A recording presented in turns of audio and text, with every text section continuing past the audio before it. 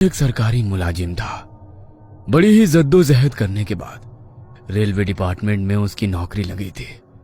लेकिन अनिश को अपनी नौकरी लगने की जितनी खुशी थी, उसका उतना ही खौफ भी उसकी आंखों में था, क्योंकि उसकी नौकरी किसी सामान्य रेलवे स्टेशन पर नहीं, बल्कि भारत के सबसे खतरनाक रेलवे स्टेशन पर लगी थी, जो सालों से अपने भूतिया किस्सों के लिए मशहूर था, जिसका नाम था बेगुन कोडार। बेगुन कोडार का ये रेलवे स्टेशन इतना ज्यादा खतरनाक था कि बीते कई सालों में यहां जिसकी भी नौकरी लगी, वो कुछ दिनों में उसकी मौत का कारण बनकर रह गई। अनिश ने बचपन से ही उस रेलवे स्टेशन के भूतिया किस्से अपनी दादी नानी से सुने थे, लेकिन जब आज उसकी नौकरी उसी रेलवे स्टेशन पर लग गई थी, तो वो चाहकर भी वहां से अपनी नौकरी को छोड़ नहीं सकता था, क्योंकि उसके घर के हालात ही कुछ ऐसे थे कि एक तरफ कुआं तो दूसरी तरफ खाई थी। अनिश, आज से तुम्हारा ड्यूटी का शेड्यूल थोड़ा चेंज हो गया है। तुम्हारी शिफ्ट अब रात की हो गई है, तो रात को तुम्हें अकेले पूरे प्लेटफॉर्म का ध्यान रखना है। क्या रात को? लेकिन सर, मेरी ज्वाइनिंग टाइम पर तो मेरी डे शिफ्ट की ड्यूटी थी, तो अचानक ये चेंज क्यों हो गई?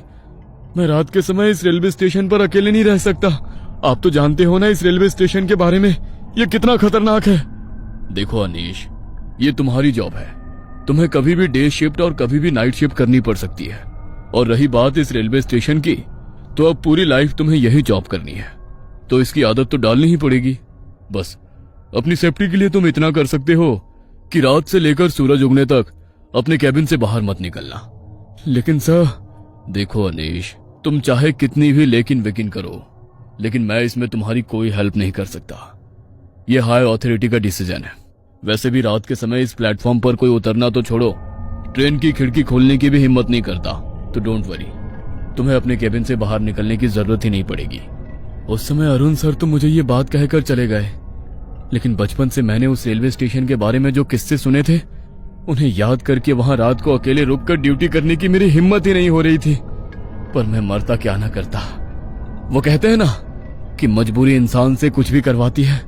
बस मेरी पैसों की मजबूरी ने मुझे ना चाहते हुए भी ऐसी जगह नौकरी करने को मजबूर कर दिया।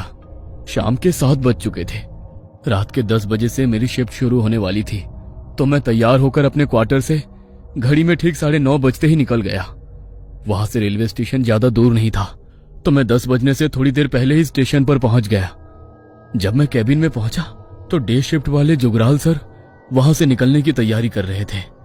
उन्होंने अपना बैग उठाया और मेरा कंधा थपथपाकर वहां से चले गए।